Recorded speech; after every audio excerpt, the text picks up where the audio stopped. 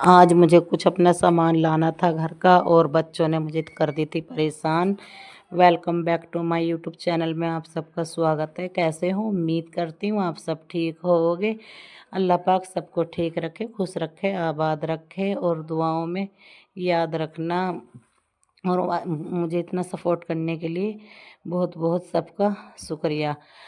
तो मैं आपसे क्या बताऊं कि मैं जो सुबह सुबह सहरी के टाइम उठी तो मैं पीती हूँ अपने लिए गर्म पानी करके। और मेरा वेट इतना ज़्यादा था, बहुत ज़्यादा वेट था मेरा, मुझसे ना चला जाता था ना फिरा जाता था। और मैं जहाँ भी दवाई लेने जाती थी मुझे इतनी दिक्कत हो गई थी, मेरा सांस फूलने लगा था और मैं पैरों के तलवों से भी मेरे से नहीं चला जाता था। तो मैं जिस डॉक्टर के पास जाती थी वही डॉक्टर मुझसे ये कहता था कि पहले अपना वेट कम कर लो, जब तुम्हारा वेट कम हो जाएगा तो तुम अपने आप ठीक हो जाओगे। तो जब मैं पैरों का तलवों का चेकअप करवाया था, मैंने एक एक्सरा करवाया था, तो डॉक्टर ने बोल दिया था कि तुम्हारे पैर की हड्डी बड़ी हुई आई है। और मैं हो गई थी इतनी परेशान। उसने कहा कि तुम्हारी जो हड्डी है वो पता नहीं ऑपरेशन से उसको करनी पड़ेगी ठीक। तो मैं इतना ज़्यादा परेशान हो गई थी कि रात दिन बस सोचने लगी थी कि पैर का पता नहीं कैसे ऑपरेशन होएगा। तो जैसे मैं अपने घर गई तो मेरे भैया ने मुझे एक डॉक्टर को दिखाई, तो मेरे भैया ने वहाँ पर उस डॉक्टर ने बोला तुम्हारा कुछ भी नहीं है पैर में, एक्सरा ये गलत हुआ है, तुम एक एक्सरा और करवाना और दवाई दोबारा ले लो। फिर उन्होंने कहा कि दवाई तुम बिल्कुल भी मत ना खाओ, ये किडनी ख़राब कर देता है, अगर तुम जितनी दवाई खाओगी तो तुम्हारी किडनी ख़राब हो जाएंगी। तुम ज़्यादा से ज़्यादा अपना वेट कम करो, जितना तुम वेट कम करोगी तो तुम इतनी ही अच्छी तरीके से वो हो जाओगी।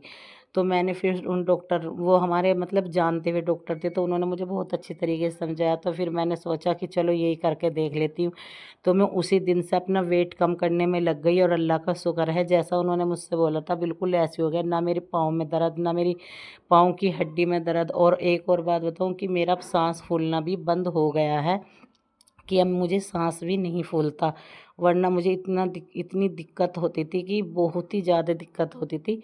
मैं अपने बच्चों से, बेचारे मेरे बच्चे इतने अच्छे हैं कि जो मेरे बेलों का काम उन लोगों ने संभाल लिया था, वरना मुझसे कुछ भी काम नहीं होता था घर का।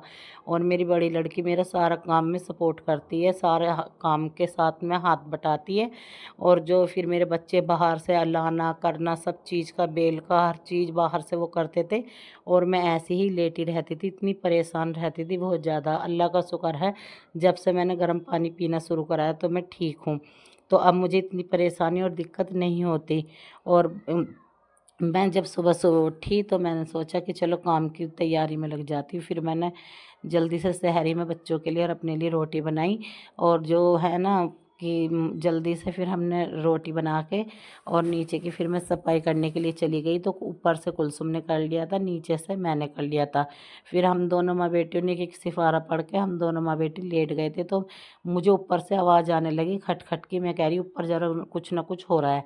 तो मैंने जैसे ही ऊपर आई देखा तो तीनों चारों ये जो इतनी शैतानी कर रहे थे और अंदर से बाहर लाके खड़ाट पे कपड़े भी धर रखे थे और इतनी मतलब कि इतनी शरारत कर रहे थे कि इन्होंने मुझे इतना तंग कर दिया था। मैंने कहा तुम आराम से बैठ जाओ, नहीं अब तुम पिटने वाले हो, तुम्हें बहुत ही ज़्यादा मारूंगी। तो अदनान कहने लगा अम्मी हमें तो रोज़ा लग रहा, तुम तो ऐसे करो। और ये लड़का कभी कभी तो बनाता है कम्बल की तय करके घर बना लेता है, कभी दुपट्टे का घर बना लेता है, कि इसकी कोई पता नहीं है कब क्या शुरुआत कर दे। इतने में ही इसका दोस्त आ जाता है हमजा। वो कहने लगता है चल चल अदनान हम बाहर तैयार हो जाती है। और एक आदत मेरे अंदर ये है कि कभी भी मैं सब्जी कुकर के अंदर नहीं रखती हूँ, कुकर सब्जी बनने के बाद में ज़रूर कढ़ाई में रिता देती हूँ। ज़्यादा सब्जी होती है तो क्यों नहीं हमारी कुकर में से रितती है, नहीं मैं कढ़ाई में सब्जी रिता देती हूँ। तो इस वजह से सही रहता है, कुकर रात को ही बर्तन धो धो के रख देते हैं। तो ये अच्छी बात नहीं है गंदे बर्तन रखने घर में। तो रात को ही सारे बर्तन धो के रख लेते हैं। तो इतने में ही मैंने अजीम से कहा था कि अजीम जा बाहर से जाके तू जो ना जल्दी से वो लिया, अमचूर होता है एक, मतलब बच्चों का खाने का वो होता है, उसको पता नहीं चूरन किसी चीज़ का बोलते हैं, मेरे समझ में नाम नहीं आ रहा। तो अगर वो शरबत में गिर जाता है तो शरबत का टेस्ट और भी अच्छा हो जाता है। तो इतने में ही अजीम ने घोल ली थी शरबत के लिए चीनी, शरबत के लिए चीनी घोल रही थी और मेरी इधर सब्जी हो रही थी बन के तैयार। और मैंने फिर इतने ही सब्जी रखी थी, मैंने अपना आटा भी गूंद के तैयार कर लिया था, क्योंकि मैं अपनी बेटी से भी रोटी इतनी बनवाती नहीं हूँ। बनाती है कुलसुम भी रोटी, मैं उससे कभी कभी बनवा लेती हूँ क्योंकि अभी छोटी है, इतनी बड़ी भी नहीं है। वो झाड़ू बर्तन कर देती है, मेरे लिए इतना ही बहुत है। फिर मैंने अपनी सब्जी भी रिता के तैयार कर ली थी अपनी कढ़ाई में, क्योंकि रोजे का टाइम होने वाला था। फिर मैंने इनको कटोरी में तेल उतारा तो वो मैंने अपनी सब्जी में गेर लिया था।